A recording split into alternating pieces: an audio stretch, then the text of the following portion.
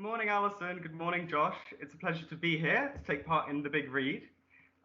We've both got our copies of Airhead, and we're going to be focusing today on the chapter about the umbrella movement in Hong Kong. Great, thanks, Max. We are the first double act for you in the Kingston big read, and we prepared a short presentation for you guys. So the topic of our talk is social justice a necessity or a luxury? And you can see mine and Josh's Twitter handles there if you want to follow either of us. Cool. So both Max and I can be found in the Department of Criminology and Sociology. And students will definitely see me in their first year. I'm the module leader for Crime, Law and Justice, as well as leader for a second year module called Crime and the Media, which means I'm always interested in what you're watching on Netflix. I also teach on things like research methods and classical social theory. I've joined in a bit of shared reading before as part of a previous research project where a congregation would read a short article rather than a book, which meant there was more time for the pub, but it allowed for a better connection within the congregation. And I've also read some previous big reads, and my favourite was The Humans by Matt Haig. So teaching crime and media, we often look at how journalists make decisions about what is newsworthy and how they frame the news. So having an insight into Emily's book and career is very important. And later on in this presentation, I'll talk about some of the similarities I can see in journalism and our discipline as a social scientist. Over to you, Max. Fantastic. And like Josh, I teach across both the sociology and criminology programs. So welcome to any of our students or our future students who might be here. I'm module leader for the level 6 module, Gender and Society, as well as the level 5 module, Social Justice and Social Movements. And for those of us who'll be joining us in September, I also teach the first 5 weeks of Violence, Transgression and Society. So my research focuses on gender and sexuality, and I have a particular interest in social justice movements. So I've included on this slide a photo of me at my first ever major political protest, which were outside Parliament there, which were the demonstrations against the rise in tuition fees. So I did try to save all of the students with us some money from your studies. So, you know, please give us a bit of solidarity and kindness when you come to class. We are often on the same side of these issues.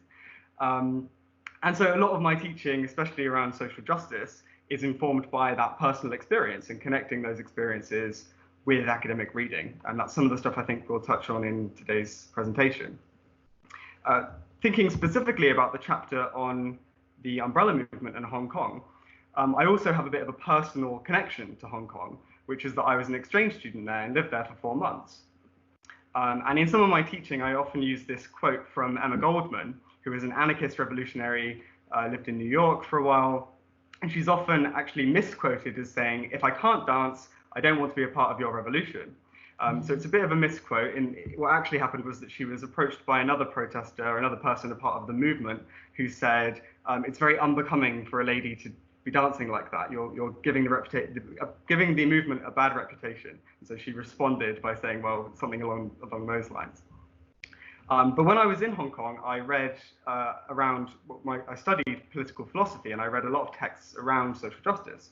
John Rawls' Theory of Justice, Robert Nozick's Anarchy, State, Utopia, socialist justice, feminist justice, and a load of different kind of theories around what it means to campaign for different movements.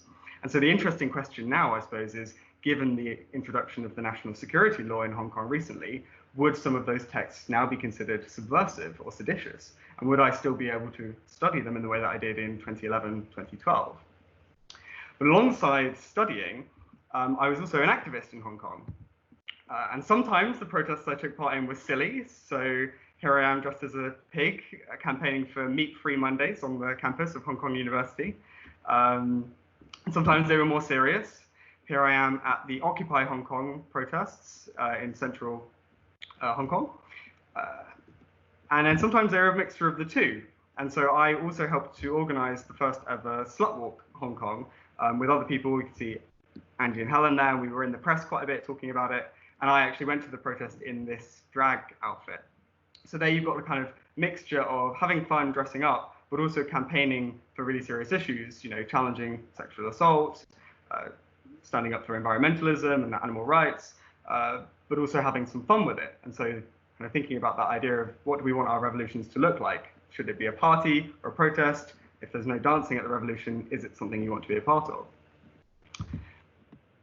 And of course, all the time that I was there, I think the role of the press was really significant. And bringing it back to Emily's book, I think one of the things that kind of democracy protesters in Hong Kong at the moment recognize, and something that Emily draws attention to, is the fact that without an international press focusing a camera lens on that action, the danger to those people challenging Beijing, challenging the Communist Party in China, becomes a lot more serious, and you don't get that possibility for kind of international support and solidarity. And it was also really interesting reading the chapter, because I think some of the quotes really reminded me of what it felt like to be living in Hong Kong. So I remember Emily saying in the start of this chapter, Hong Kong has been a sort of spiritual home for me for decades. It was the place I fled to after university, in the middle of a recession, looking for work. It was the place I made some of my closest friends, found my husband, and discovered a career that would keep me interested. It was a place that allowed me to make all my journalistic mistakes with relative anonymity. The place I experimented with gold lame in gay clubs, and the teachings of the Buddha on retreats with saffron-robed monks. It is somewhere I've always felt I owed. And I think in particular, that quote about going to gay clubs was interesting, because one of the things I remember being a student there was making friends with other young queer people and other young gay people from mainland China. And one of the things I remember them saying to me was how much more liberated they felt living and studying in Hong Kong compared to their hometowns. And one of the reasons for that is because Hong Kong was a more liberal place. There was more kind of freedom of expression for sexual minorities. And I think that connects with some of these issues around why young people are fighting for democracy in Hong Kong at the moment. And so, of course, that brings us on to those young people that Emily describes, those school children who she saw sitting on the streets doing their homework before the protests began. And now, a few years later, some of those school children have become political leaders in their own right. So here we've got Agnes Chow, Joshua Wong, and Nathan Law, the three students who created Demistos, a new political party in Hong Kong, to challenge the kind of erosion of democracy. And in particular, they wanted to emphasize the role of direct action in that. So Demistos stands for both democracy, obviously, but also taking action and resisting kind of authoritarian rule. And I just think it's worth noting, Josh, that all three of these people are younger than us, and they've, between them, set up a political party, published books. Nathan Law was the youngest person ever elected to the Legislative Council in Hong Kong. I think possibly the youngest ever elected representative in all of Asia. He was only there for 11 days before they kicked him out again for not swearing loyalty to the Communist Party. But it's kind of an interesting thing thinking about youth and involvement in resistance and in social change. And then just thinking in terms of our students who might be joining us or might be joining us in September in criminology and sociology, I think this kind of got me and Josh thinking about the significance of some kind of foundational texts in our discipline.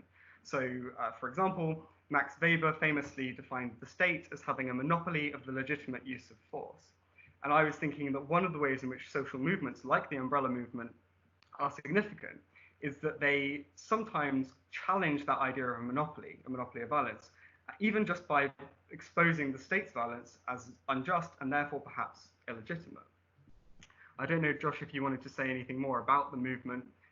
Yeah, sure. I mean, after finding out how young these very prominent people are, I think we probably need to up our game somewhat, Max.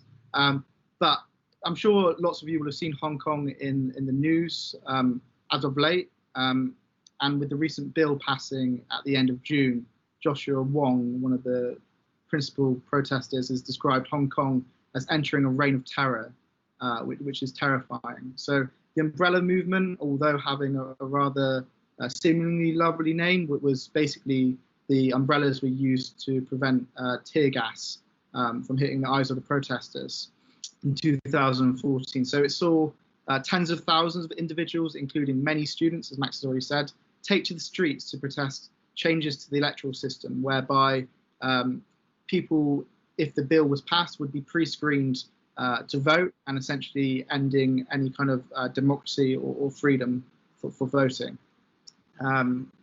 So one of the things we spoke about, Max, we can just turn to the next slide, is if social justice is often retrospective, and really what kind of changes need to happen for actual change. So one of the quotes on page 58 was when Emily was talking to somebody in China, and she said that China only learns by its violence, and her belief that after tragedy can only real change happen. Reactive. So the idea that only a crisis, whether it be actual or perceived, can produce radical change is not a new idea. And for sociologists coming to Kingston or social scientists, you'll learn about Karl Marx and how he believed a revolution is necessary, especially for the working classes, to remove their kind of blindfolds of false consciousness and to revolt for change. So revolution being very important for change. But a question perhaps to those who are watching right now or future watchers, is social justice reactive, proactive, or why can't it be both? Why does it need a tragic event or series of events, such as the murder of George Floyd in the Black Lives Movement, or the #MeToo movement and the jailing and justice for the victims of Harvey Weinstein, to see societal individual behaviour and thinking change? These movements are both reactive to events or previous events, but also proactive, because they seek that the future society changes for the better, changes for betterment of equality, and whether something which me and Max have previously discussed is whether it's reactive or proactive. Simply waiting for change to happen will not produce it. So these young people protesting at the forefront of these Hong Kong demonstrations are really taking their own lives into their own hands, because it's their future in Hong Kong. The other thing which I kind of picked up on as a social scientist when reading Emily's chapter was how being a journalist relates to the similarities of doing research or doing qualitative research.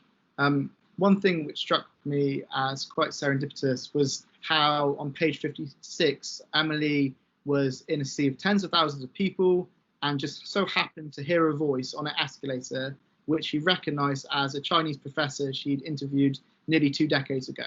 And this was her kind of first interview that she found in Hong Kong after turning up wearily, being in a place she hadn't been in for a long time, being jet lagged.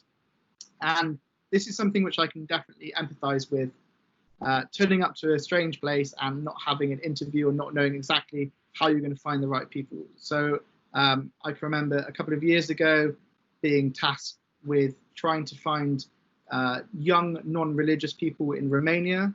And I was in Timișoara and I flew there, turned up, and I was meant to try to find 10 people and I'd only had 1 person. So walking around trying to find people on the streets of the west of Romania, I can definitely sympathize with having that no interview feeling, but knowing that you have to produce something. And this is often, which you will come to find if you're studying social science, is kind of what's known as cookbook techniques. So great textbooks on how to teach you how to do social science and how to actually do qualitative or quantitative research will tell you about how to produce end goals, but they don't tell you about all the little things along the way, or how serendipity might come into research, or kind of these stories which Emily tells throughout her book. And to finish on that, so I think journalism is similar to qualitative research. Essentially, we both want to get an interview and a soundbite which pricks our ears as researchers or as journalists, which we might know will make a headline or form part of a book or an article. But more importantly, it's about making sure voices are heard, or marginalized voices are heard. Here, this relates back to the young people which Emily saw on the street. So she was very surprised at the kind of uniform which people were wearing, which comprised of skirts, white blouses, grey socks. And she found it was an odd uniform for anarchy until she realised it was actually a school uniform. And she wondered later on in the chapter, as a mother, would she let her own children fight for democracy on the streets of Hong Kong, especially when the stakes are so high but the punishment so brutal? And I can really empathise with this position, because young people have always been a part of social justice and social change, but there's a kind of wanting to instantly protect young people who are at the forefront of this demonstration. This image is a powerful image of showing, it's called Flower Power. So it's taken on October 21st, 1967, showing at a Vietnam War protest where a young person put a carnation into the barrel of a rifle. So young people have always been at the kind of forefront of societal changes and social justice.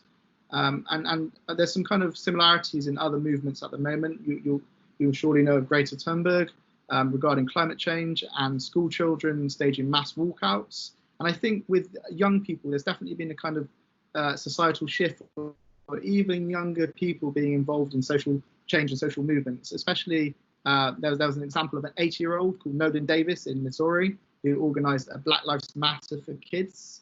And it's this importance of being aware, being woke, social justice being taught at young schooling level now, and knowing about racism and social injustices being important for all ages.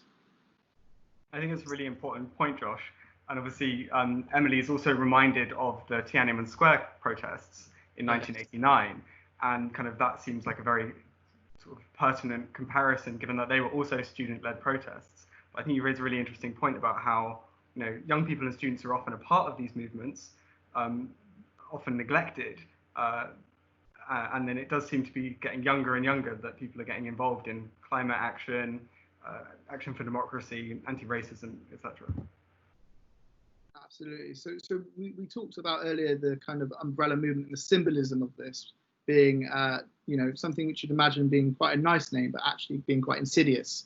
So symbols are really powerful for these kind of social justice movements. Some which we've talked about, like Greta Thunberg and Extinction Rebellion. So you'll notice the hourglass, like the running out of time, the resist fist, which is most associated with Black Lives Matter and the Pride flag, or the recently updated Pride flag.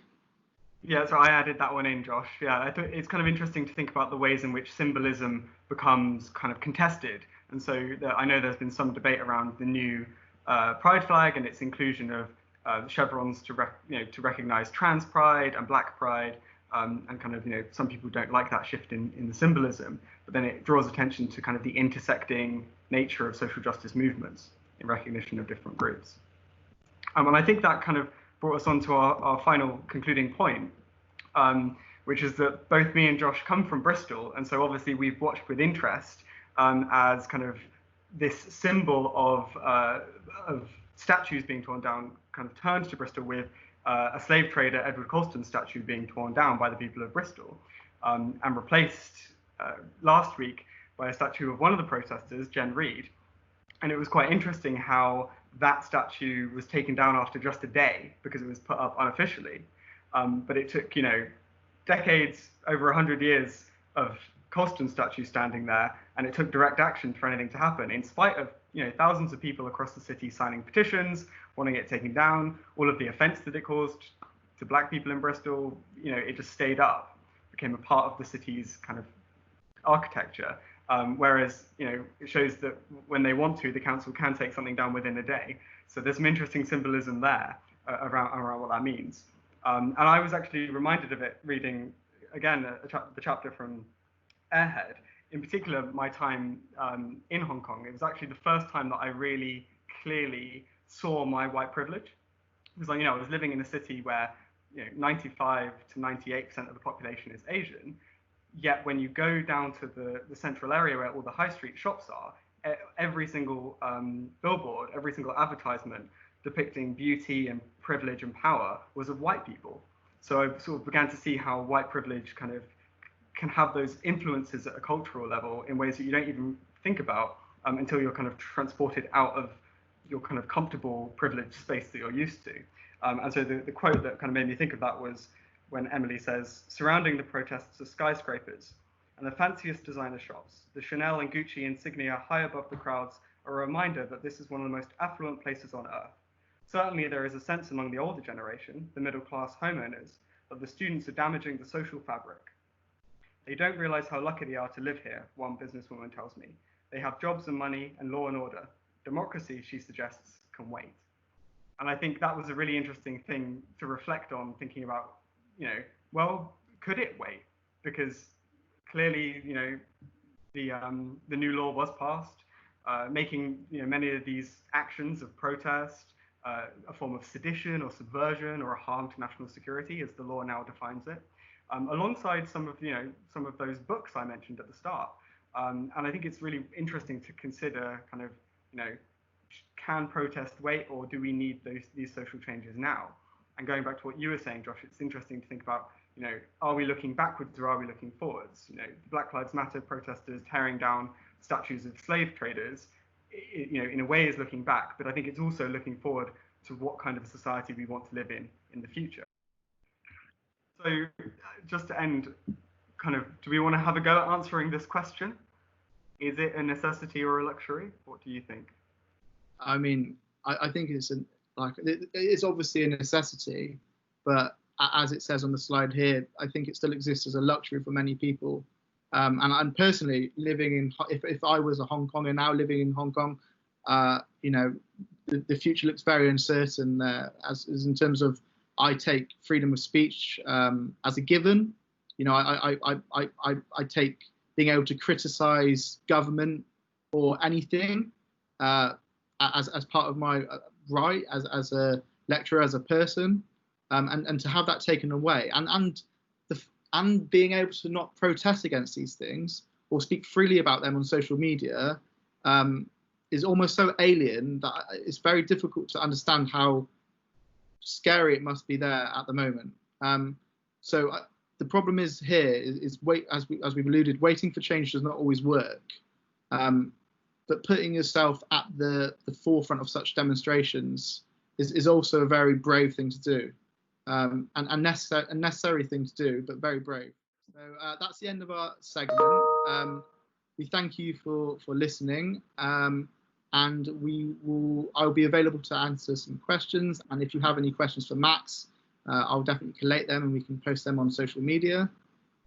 Yep, sorry I can't be with you. But yeah, please do feel free to send me an email or tweet me if you have any questions, or Josh can pass on any questions if they're directed towards me.